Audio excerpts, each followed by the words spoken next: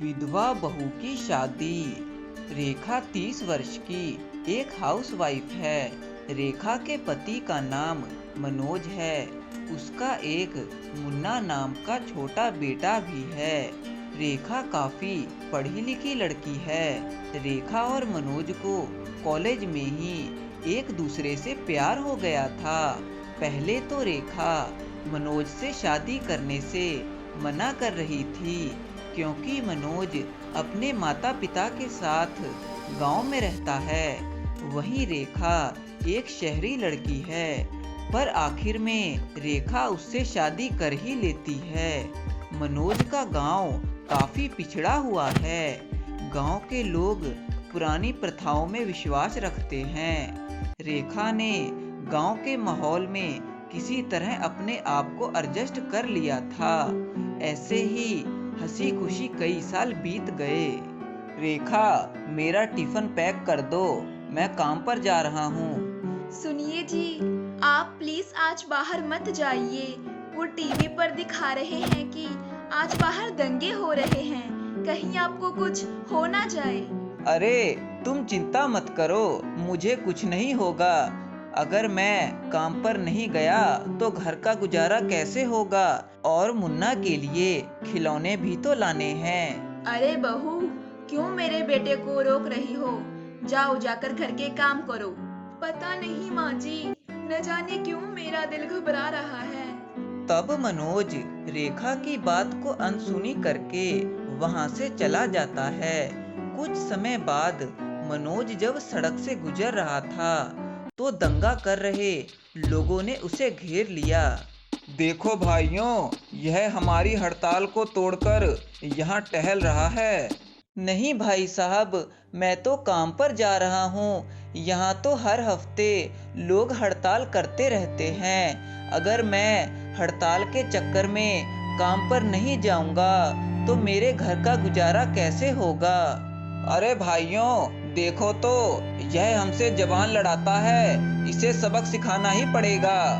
फिर वे सभी मनोज को लाठियों से मारने लगे। उन हैवानों ने मनोज को इतना मारा कि उसकी मृत्यु ही हो गई। अरे ये क्या हो गया? ये तो मर गया। चलो यहाँ से भाग चलते हैं, नहीं तो पुलिस हमें पकड़ लेगी। तब वे सभी हैवान मनोज की लाश को छोड़कर वहां से भाग जाते हैं। दूसरी ओर सभी घर में टीवी देख रहे थे। आज की ताजा खबर, कुछ देर पहले ही बीच बाजार में दंगा कर रहे लोगों ने एक आदमी की हत्या कर दी। मृतक की अभी तक पहचान नहीं हो पाई है। माँ जी, ये तो मनोज जी हैं। हे भगवान, मेरे बेटे को क्या हो गया? मम्मी, पापा ठीक तो हैं? आप लोग रो क्यों रहे हैं? सारा परिवार बहुत ही दुखी हो जाता है। रेखा के ससुर जी मनोज की लाश को घर ले आते हैं। आप मुझे इस तरह छोड़कर नहीं जा सकते। मैं आपके बगैर कैसे रहूंगी? इतने में गांव के कुछ लोग वहां आ जाते हैं। रेखा, हमें बहुत अफसोस है कि तुम्हारा पति मर गया, परंतु अब तुम्हें भी अपने पति की चिता के साथ खुद को सती होना पड़ेगा। हमारे गांव में यह प्रथा सदियों से चलती आ रही है। जब भी किसी औरत के पति की मृत्यु होती है तो उसे अपने पति की चिता में जलकर सती होना पड़ता है। फिर गांव वाले उसे घसीटते हुए मनोज की चिता के पास ले जाते हैं। प्लीज मेरी मम्मी को छोड़ दीजिए, कोई तो मेरी मम्मी को बचाओ। अरे इस बच्चे को पकड़ो, यह बीच में ना आ जाए। मुझे मत मारिए, मैं अभी जीना चाहती हूँ। रेखा, अब तुम्हें कोई नहीं बचा सकता। तब वह औरत आग लगाने के लिए आगे बढ़ती है। रुक जाइए, कोई भी रेखा को हाथ नहीं लगाएगा। महाबली बेटा, तुम बीच में मत आओ, यह प्रथा सदियों से चली आ रही है। चाचा जी, आज 21वीं सदी आ गई है और आप इस सदी में पुरानी प्रथाओं को निभा रहे हैं। सती प्रथा गैर कानूनी है। खबरदार, किसी ने अगर रेखा को हाथ लगाया। बेटा, तुम इस विधवा को क्यों बचा रहे हो? वैसे भी यह जीवन भर अब अकेली ही रहेगी। नहीं चाचा जी, मैं करूंगा रेखा से शादी। मैं रेखा को अपनी पत्नी बनाकर और मुन्ना को अपने बेटी की तरह प्यार करूंगा। और आज के बाद इस गांव में कोई भी औरत सती नहीं होगी। महाबली सरपंच का बेटा है, इसीलिए कोई भी उसे रोकने की हिम्मत नहीं करता। तब महाबली रेखा को बचाकर उससे शादी कर लेता है। महाबली मुन्ना की एक पिता की तरह पालन पोषण करता है। इस प्रकार रेखा की जिंदगी में फिर से रंग भर जाते हैं। नौकरी वाली बहू। एक नगर में छवि नाम की लड़की अपने माँ बाबा के साथ रहती थी। छवि एक कंपनी में जॉब करती है। अब उसके माता पिता छवि के लिए रिश्ते की बात चला रहे थे। माँ, मुझे कोई शादी वादी नहीं करनी, मुझे नौकरी करना पसंद है। बेटी, अब तुम्हारी शादी की उम्र हो गई है। अगर अब शादी नहीं करोगी तो बाद में तुम्हें ही पछताना होगा। पर माँ, मुझे घर के काम करना बिल्कुल अच्छा नहीं लगता। बेटी, तुम चिंता मत करो, मैं तुम्हारे ससुराल वालों से नौकरी पर जाने की बात कर लूंगी। इस तरह कुछ दिनों बाद छवि की रमन नाम के लड़के से शादी हो जाती है। शादी के अगले दिन छवि तैयार होकर ऑफिस के लिए निकलने लगती है। इतना सज सवर कर कहाँ जा रही हो बहू? माँ जी, मैं ऑफिस जा रही हूँ। मैंने कल तक की ही छुट्टी ली थी। क्या? ऑफिस? तुम्हारा दिमाग खराब है। अभी शादी को एक दिन ही हुआ है और तुमने अभी से ही इधर उधर घूमना शुरू कर दिया। तुम कहीं नहीं जाओगी।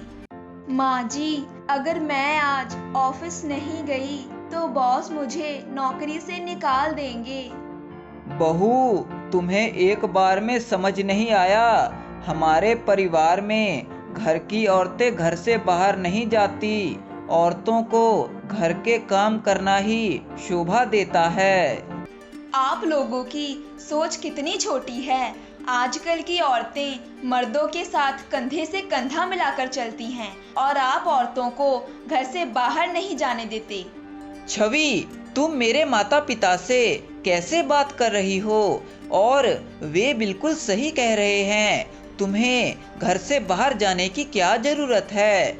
मैं इतने पैसे कमा लेता हूँ कि घर का सारा खर्च संभाल सकूं। पर परवर कुछ नहीं बहू, तुम कहीं नहीं जाओगी। तू क्या चाहती है कि इस उम्र में मैं घर के काम करूं? अब तुम घर के सारे काम करोगी। बेचारी छवि को मजबूरन अपनी सास की बात माननी पड़ती है और ना चाहते हुए भी उसे घर के काम करने पड़ते हैं। पर छवि को घर के काम करने नहीं आते थे, इसीलिए वह कोई ना कोई गड़बड़ कर देती थी। हे राम, यह खाना है या नमक की थैली? बहू, तुमने क्या सारा नमक आज ही डाल दिया? बहू, तेरे माँ बाप ने कुछ सिखाया है कि नहीं? आज खाने में इतना नमक डाल दिया और कल तुमने न बर्तन साफ किए न कपड़े धोए। माँ जी, मैंने आज तक घर के काम कभी नहीं किए। मैं अपनी पढ़ाई के बाद सीधा नौकरी पर लग गई। मुझे घर के काम बिल्कुल पसंद नहीं। यह सुनकर उन दोनों को बहुत गुस्सा आता है। तब एक दिन रमन ऑफिस में अपने बॉस से बात कर रहा था। रमन, मेरे भतीजे की पढ़ाई पूरी हो गई है और अब मैंने उसे यहाँ का मैनेजर बना दिया है। पर बॉस, मैनेजर तो मैं हूँ। हाँ, मुझे पता है। मैं तुम्हें अब असिस्टेंट मैनेजर बना रहा हूँ।